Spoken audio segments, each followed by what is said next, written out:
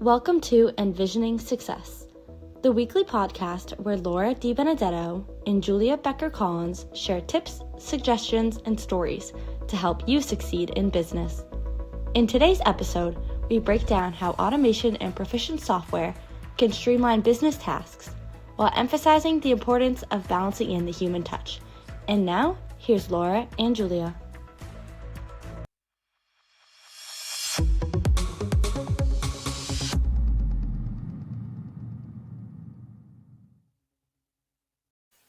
Howdy, y'all. Today we're going to be talking about what?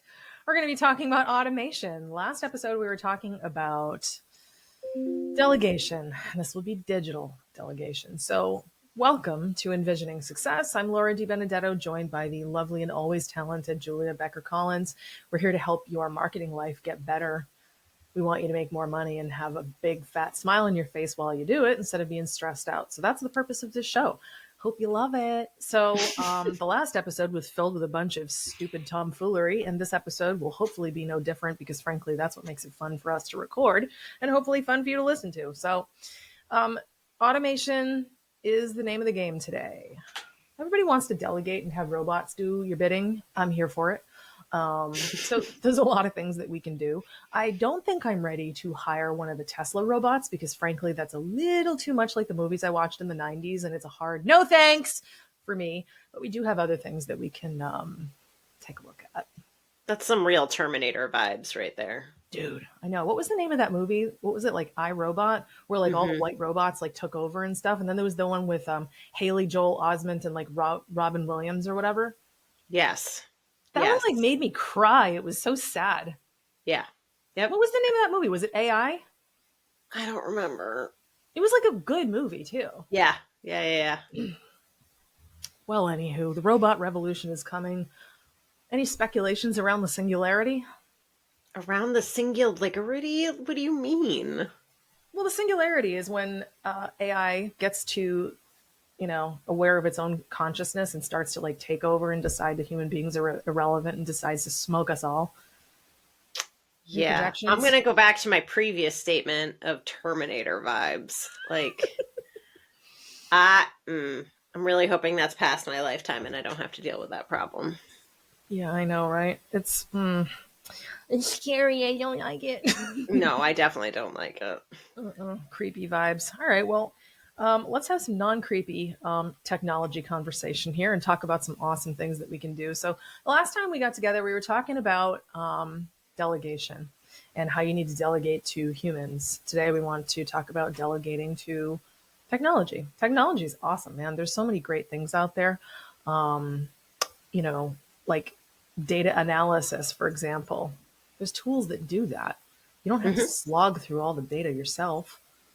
Correct. So, there's 5 easy tips here, like in every episode.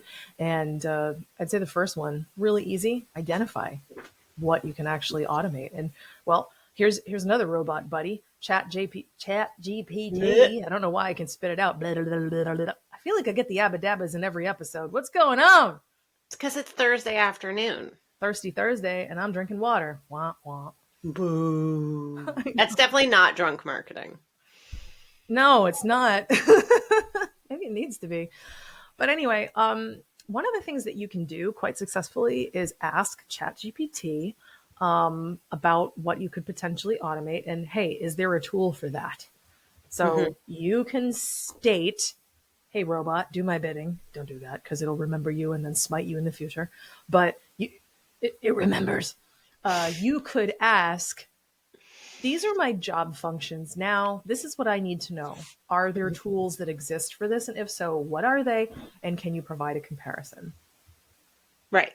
There's lots of ways to automate without just setting it and forgetting it. I feel like that's the horse I will beat dead until it is fully dead and resurrected and then dead again. Is please don't really dead. It's really dead at this point. That's like decomposed.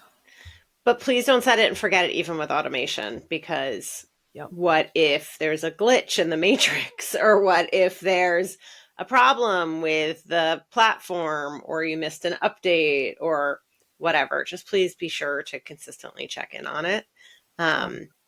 But even for us, we can't set it and forget it with anything. I think that's probably one of the misconceptions that people have with the work that we do. Well, you set up a Google ad campaign. Why do I have to pay you to keep checking in on it?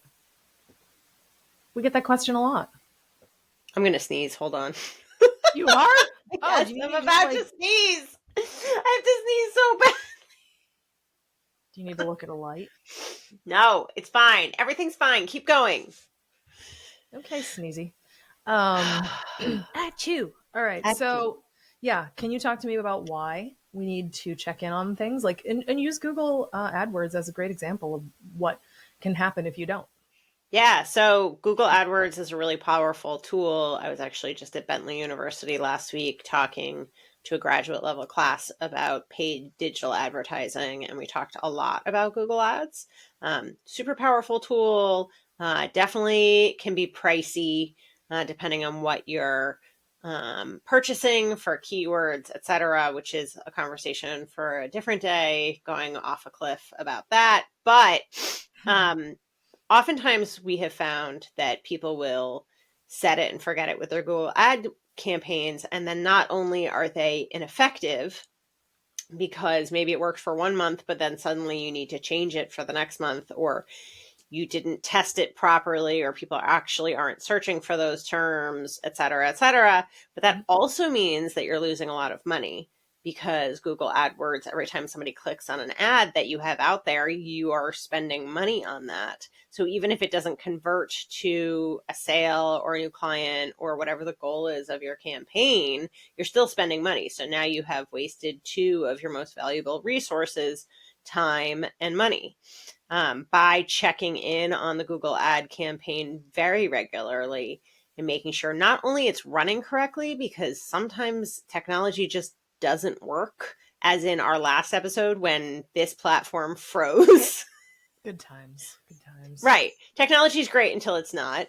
Where have I heard that before? Yeah. And the robots can't come for me yet because I can't even figure this out. I'm sure they'll remember that when they do come for me. But if you just leave it alone, not only will you be wasting time and money, but you also will end up having ineffective campaigns, because something that worked in July might not work in November. Algorithm changes, competition changes, just ineffective seasonality of your business. Yeah. News cycle. Needs. Right. Is it even connecting to your website correctly? So like the Google things break. Yeah, the Google Ads campaign could be fine, but you're not getting the form submissions, or your sales team isn't following up on them. That's a conversation that we could have all day. I will die on the hill of making sure your sales team is following up on your marketing leads. Oh, God. Honestly, groan. Yeah, we really could, because I have to tell you, as marketers, nothing pisses me off more than us kicking ass, taking names, bringing a client a bucket of leads. Here you go, on a golden platter with diamonds all around it, and then they throw it in the trash because Nothing they're so chaps your hide. Oh, my hide is thoroughly chapped. Exactly. Exactly. And that's one of the reasons we always ask about not only the client's capacity to take on more business, say it's a really successful campaign, if they can't fulfill all that additional, the orders or the need for service or whatever they're selling, do you have a live human being at the end of that funnel that will talk to whoever is inquiring? Yeah. Yep. So, yeah, this is definitely a conversation for another episode, and maybe we should do that. But like, marketing is not sales. Correct. They hold hands like the emoji. They do, and marketing and sales should have a handoff, but you need someone there to catch it. So that's a hill that I think we're both going to die on. So there'll be a couple of corpses on get your shit together mountain. All right. So the second one here is choosing the right tools. Let's talk about that. Absolutely. So you really want to select automation tools that integrate really, really well with what you already have set up, your existing systems, and that are scalable as your business grows. So please, just like when I talk about social media, Please don't choose something because your brother, sister's cousin's wife at the Thanksgiving dinner table told you to use it, because it doesn't mean it will necessarily work for you, for your needs, what you're marketing, what you're selling, who you're selling to, and the capacity of your team. And it won't necessarily integrate in with what you already have set up. An example is that we use Asana for project management. It's great. We love it. I definitely pray at the Church of Asana. It is fantastic. Super, super friendly, super easy to use, very good UI, UX, cost efficient, etc. And then when we were looking to add time tracking, there's great software out there for time tracking that you can automate, that you can create reports with, etc., but didn't necessarily integrate with Asana. And I'm not spending money on something or teaching my staff how to use something that doesn't work with the tried and true, we love it, Asana. You need something that works with what you have and can grow with you. You can add more team members, you can add more capacity, you can add more, projects, etc. Yeah. It wouldn't make sense to do it any other way. That's a really good point. Really good point. You're welcome. Actually, what? You're welcome. Okay. So I remember actually tinkering with Asana and looking for tools to help our company, leverage technology. And the first place that I went was to the integrations page of the tools that I already use. Mm-hmm. That way I could make sure that there's a really good relationship to do exactly what you just said. Great. Baller. What's the third one, Laura? So the third one is training your team. You honestly, it's not enough that you get the tool. You actually have to show people how to use it, because otherwise they will avoid it. Or they would be underutilizing it. Mm-hmm. You're wasting a lot of money. Those things are awful. So you definitely want to train your team on how to do it. I remember when we first brought on ChatGPT. It's not something that we really integrate with anything else, but it's a great tool. Honestly, it's a really incredible research tool. I wouldn't necessarily give it credit quite yet for being able to create content super well. But it's something where research is really good, even though you do have to kind of double check it. But we did need to provide training, and a bunch of it. We provided third-party training. We provided internal training. And especially if it's a tool that people, might have a little bit of resistance to. It might not necessarily be something that's, part of their organic skill set or how they think. Or maybe they have some ethical concerns in the case of like AI. So, one of the concerns that we had, and I think I shared this in a previous episode, like there was genuine concerns about AI taking jobs. Is it unethical? Is it stealing from other creators? Blah, blah, blah. So there was some very appropriate questions that the team had about, is this even, high integrity for us to use? And ultimately the way we use it, it is something that aligns with our values and who we are. But like we talked about in the last episode, and really partnering with your team, this is one of the ways that we ensure positive outcomes and integrating with tools that we give them, and more ownership is making sure their voices are heard. Yep. Oh, you hate this tool? Cool. The whole team hates it. Well, if it doesn't integrate, then, or if it does integrate, but the whole team hates it, then we have got a problem. Or right. Can we get over that with training or whatever? But discussion is really important, because comfortability matters as much as proficiency. Mm-hmm. If people are not comfortable with it, it doesn't matter how proficient they are, they will avoid it. Yes, getting the buy-in is so important. Yeah, for sure. So let's talk about number 4. Number 4 is to monitor and optimize. So you want to continuously, I almost got the yabba dabbas, monitor. Special. Go ahead, get them. I know, right? It's the Yabba Dabba special. It's the Thursday night. Yabba Dabbas. To continuously monitor the performance of everything you've automated, all the processes, etc. And then pivot as needed to improve the efficiency and effectiveness of those automated processes. This goes back, we're going way back to the beginning of the episode where I said, don't set it and forget it. You got the Yabba Dabbas. Don't set it and forget it. That's exactly what this point is check please back in with it. It's check just, back in, make sure it's Yeah. working in a technical sense, make sure it's working for your team and your needs, make sure it's doing what you need it to do, make sure that you are maximizing the capacity of it, etc. Yeah, it's possible for, depending on how large your company is, you can either have an all hands company meeting or an all hands department meeting, depending on, all of that. But it's actually really good. How's this working for everybody? Let's get some feedback. What are your top 5 complaints? What are your top 5? Yay, I love it.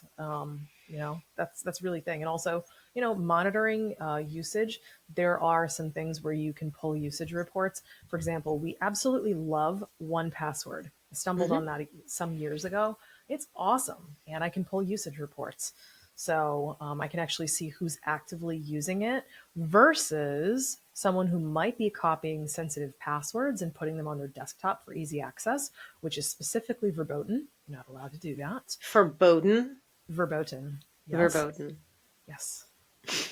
Look at me, my big words. It's a $5 word. Yes, delegable and verboten. There we go. Anyway, I'm fun at parties. I'm like, do you know how to spell Cincinnati? Oh, good times. I know. So let's talk about number 5. Number 5 is balancing automation with personalization. So you can use automation to handle routine tasks and maintain a level of personalization in your campaigns to keep them engaging. And very specifically, this would pertain to probably tools that can automate comments, content generation, stuff like that. When you lose your humanity with certain tasks, you're completely losing. There's no way for you to win in the game of marketing if you completely resort to technology and robotics with everything. You can't, because ultimately the very entity that's going to buy from your company is a human being. It's not going to be robots buying from you. So you can't forget that point. Okay. This is really a big deal. Like, you have to choose, well, this needs a personal touch, or no, this doesn't need a personal touch. For example, password management does not belong on a piece of paper in a notebook. Nope. That's fully software. For using like time tracking, software does not require humanity. Same things with like Asana and some of the other tools that you use do not require humanity and personalization. But for things like comments, engaging with people in the inbox, a lot of social media management, responding to emails that come in, even email sequences, this is probably where I would lean less towards using technology and more towards humanity, because people can tell if a robot wrote it, and people are not inclined to connect with content that wasn't really authentically generated, because people can tell even if they can't put their finger on why it's not authentic, they can just tell. So, part of like this, so there's 5 pieces of advice here, and one of them is don't actually follow the advice all of the time. Yeah. You have to use judgment. It's reminding me of a conversation you and I had the other day about a comment you got on LinkedIn that was very obviously written by ChatGPT.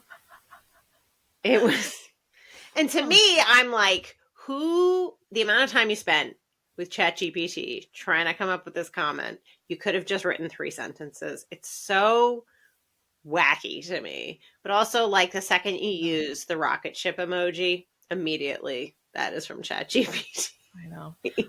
Of course, if you're me, which not everyone is, I love trolling people like this and dragging them hard. Like, aw, that's cool. You're using ChatGPT for your responses. How's that going? Why don't you weigh in personally and let me know? Right. And then crickets, because they're like, yeah. I like screwing with people. That's part of my personal brand, by the way.